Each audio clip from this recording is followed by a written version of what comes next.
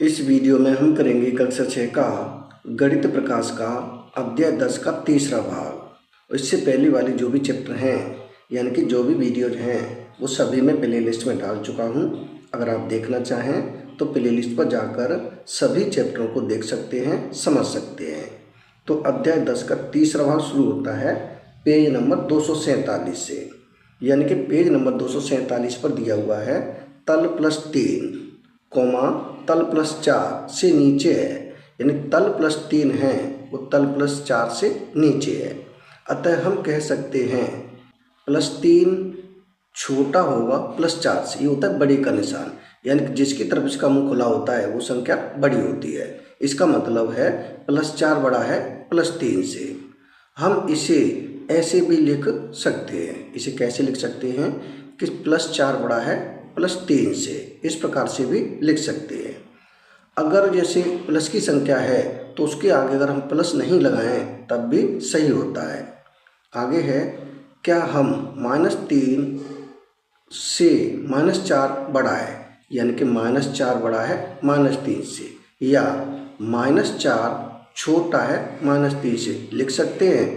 तो ये नहीं लिख सकते, इसे लिख सकते हैं क्योंकि -3 बड़ा होगा -4 से। आगे है चूँकि तल -4 तल -3 से नीचे है, यानी कि तल -4 कहाँ पर है, तल -3 से नीचे है। इसका अर्थ हुआ -4 छोटा है -3 से, यानी कि -3 बड़ा है -4 से। अतः इसे यहाँ माइनस भी होना चाहिए, -3 बड़ा है -4 से भी लिख सकते हैं, यानी कि उसे इस प्रकार भी लिख सकते हैं। आगे दिया है आइए पता लगाएं। आइए पता लगाएं का प्रश्न नंबर 1। प्रश्न 1 है मज़ेदार इमारत का प्रयोग करते हुए दी गई संख्याओं की तुलना कीजिए। यानी क्या करना है, मज़ेदार इमारत का प्रयोग करते हुए इन संख्याओं की तुलना करनी है। और बॉक्स में बड़ा या छोटा, यानी कि बड़ा कौन सी संख्या बड़ी है कौन सी छोटी है, चिन्ह भरी है। इसके हमें चिन्ह बनने हैं इसमें।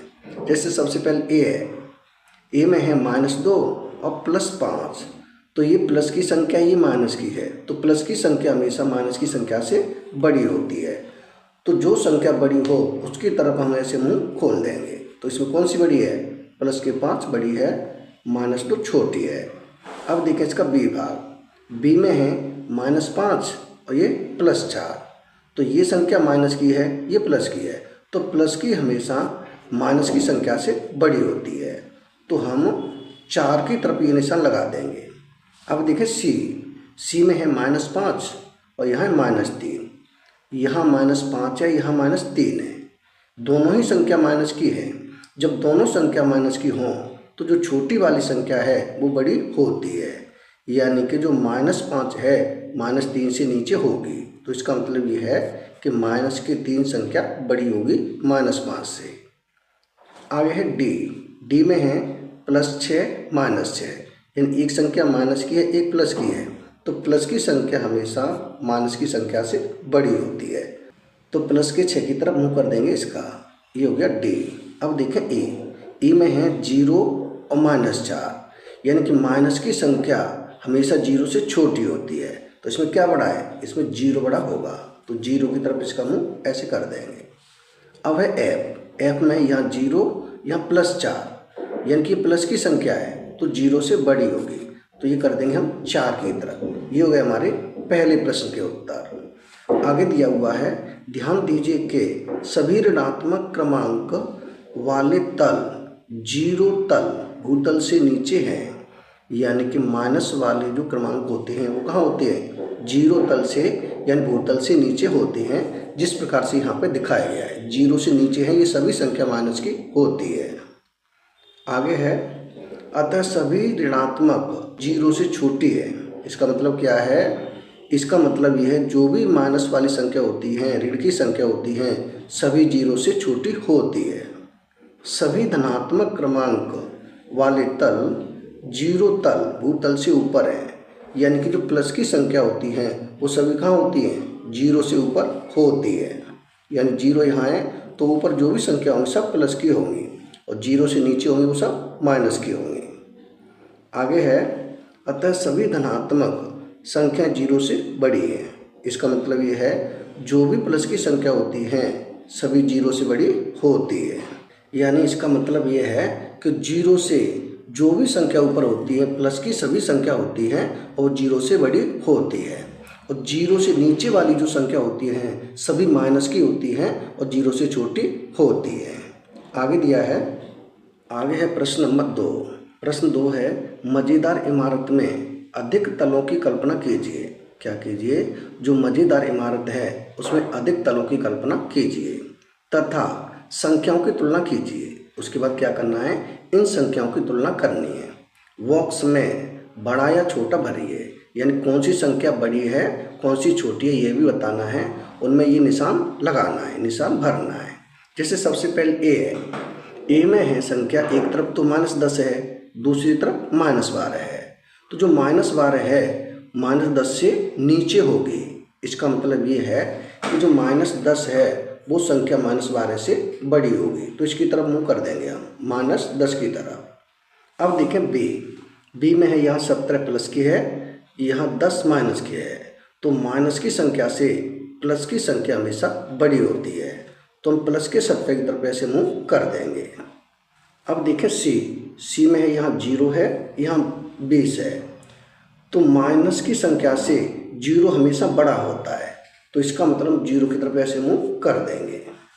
अब है डी में है, यहाँ प्लस के 9 है, यहाँ -9 है, यानी कि माइनस की संख्या से प्लस की संख्या बड़ी होती है, तो हम प्लस के 9 की तरफ ऐसे कर देंगे। अब देखें ई में है -25 -7, यानी कि जो -25 है -7 से नीचे होगी। इसका मतलब ये है कि माइनस के साथ संख्या है वो -25 से बड़ी होगी। आगे है एफ में है, यहाँ प्लस के 15, यहाँ -17। तो प्लस की संख्या माइनस की संख्या से बड़ी होती है, तो प्लस के जो 15 है वो हो जाएगी बड़ी संख्या, यानी प्लस के 15 की तरफ हम इसका मुँह कर देंगे। ये हो गए हमारे प्रश्न नंबर 2 के उत्तर। आगे है प्रश्न नंबर 3।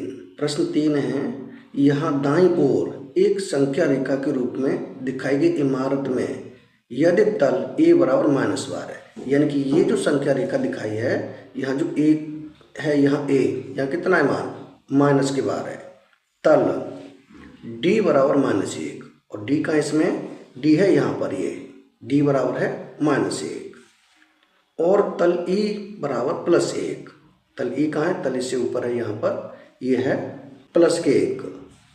तो तल B, C, F, G और H के क्रमांक बताइए, यानी इनके हमें क्रमांक बताने हैं कि B पर कौन सी संख्या होगी, C पर कौन सी होगी, F पर कौन सी होगी, G पर और H पर कौन से क्रमांक होंगे, कौन सी संख्याएं होंगी, ये बताना है। तो इसके लिए हमें ये इमारत दी हुई है, इसे मैं थोड़ा बड़ा कर लेता हूँ। हमें पहले B का क्रमांक बताना है, तो सबसे पहले तो देखें B कहाँ पर है। B है ये, यानी कि 0 से नीचे है, तो 0 से नीचे संख्या होती है माइनस की।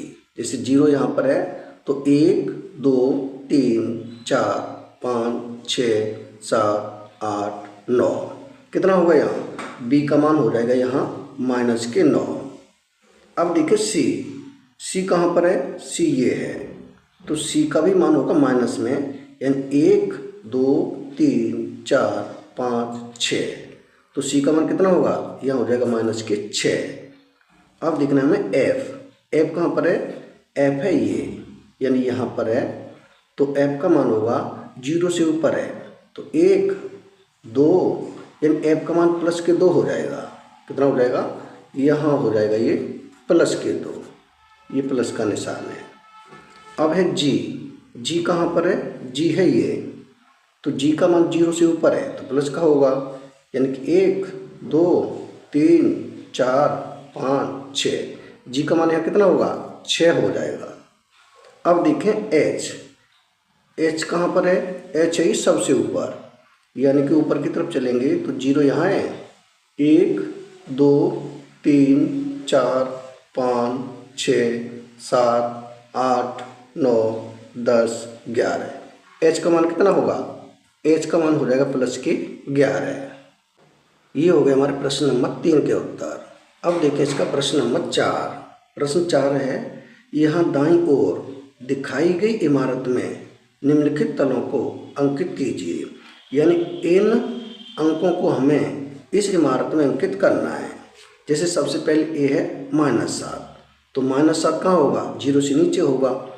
तो 0 यहाँ पर है, 1 2 3 4 5 6 7, यहाँ हो जाएगा 7, यानी ए हो जाएगा यहाँ पर, ये हो जाएगा -7।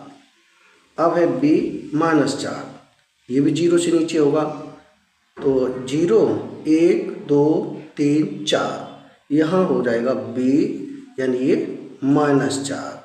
अब देखें सी में है +3, तो ये होगा 0 से ऊपर, क्योंकि प्लस की संख्या ऊपर होती है। तो 0 1 2 3, यहाँ हो जाएगा ये सी, ये हो जाएगा +3। अब है डी में है -10, तो ये होगा 0 से नीचे, यानी 0 1 2 3 4 5 6 7 8 9 10, यहाँ हो जाएगा डी, ये हो जाएगा -10। ये हो जाएगा हमारे प्रश्न नंबर 4 के उत्तर। प्रश्न नंबर 4 शायद दिखाई नहीं दिया, तो मैं इसे दोबारा बता देता हूँ।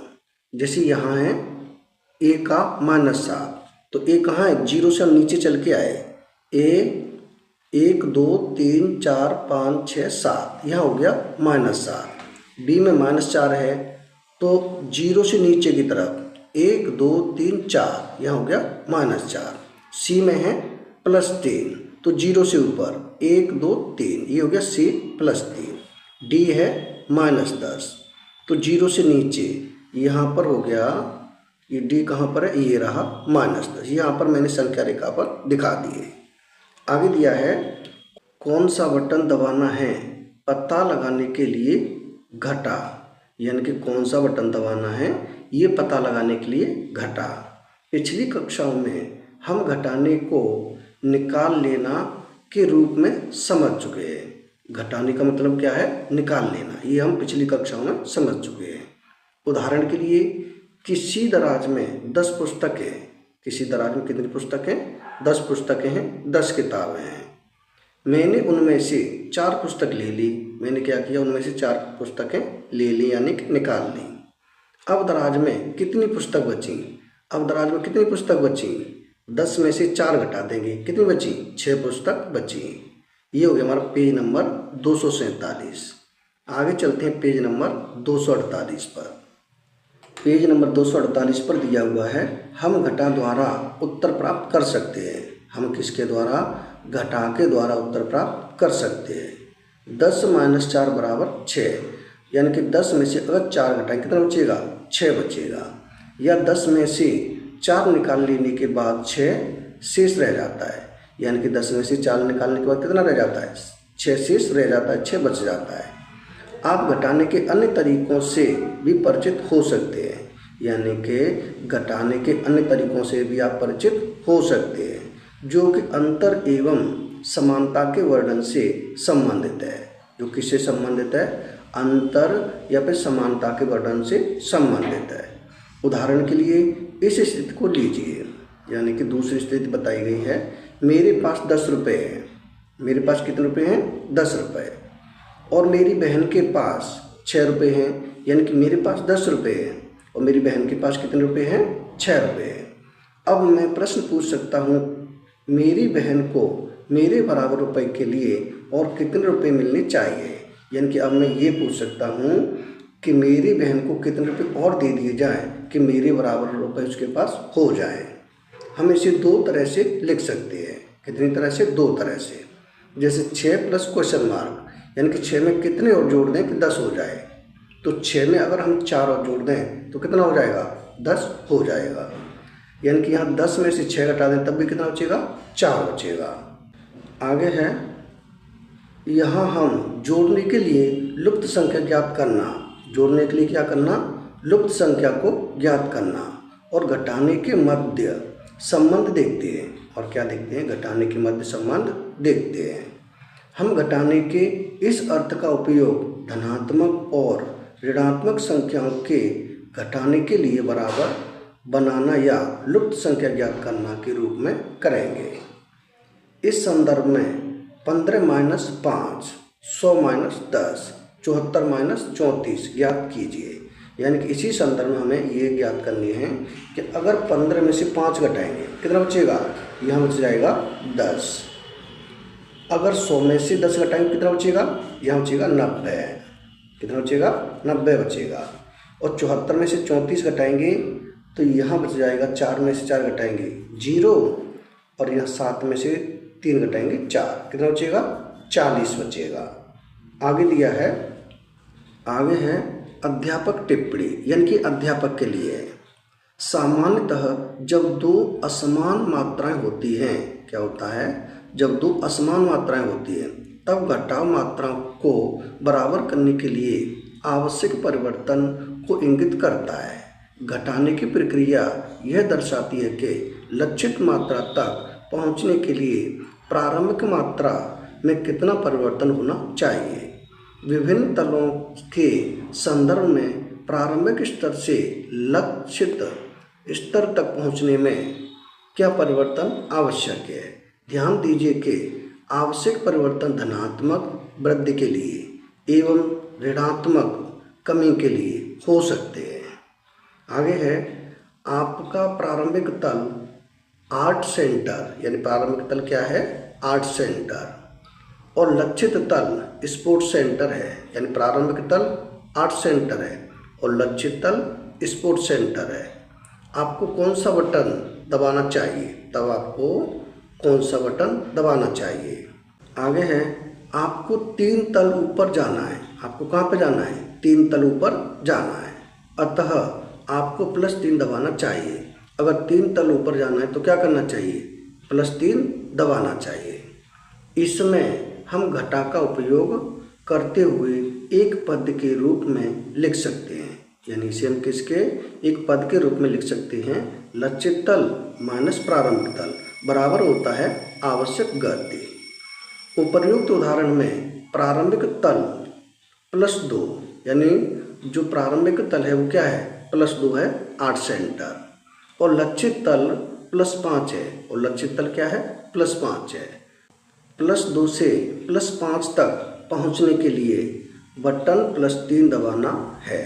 इसलिए यानी कि 2 से 5 पे जाना है तो कौन सा बटन दबाना होगा, +3 दबाना होगा। इसलिए +5 माइनस प्लस में 2, यानी कि प्लस के 5 माइनस ब्रैकेट में +2 बराबर कितना होगा, +3 हो जाएगा।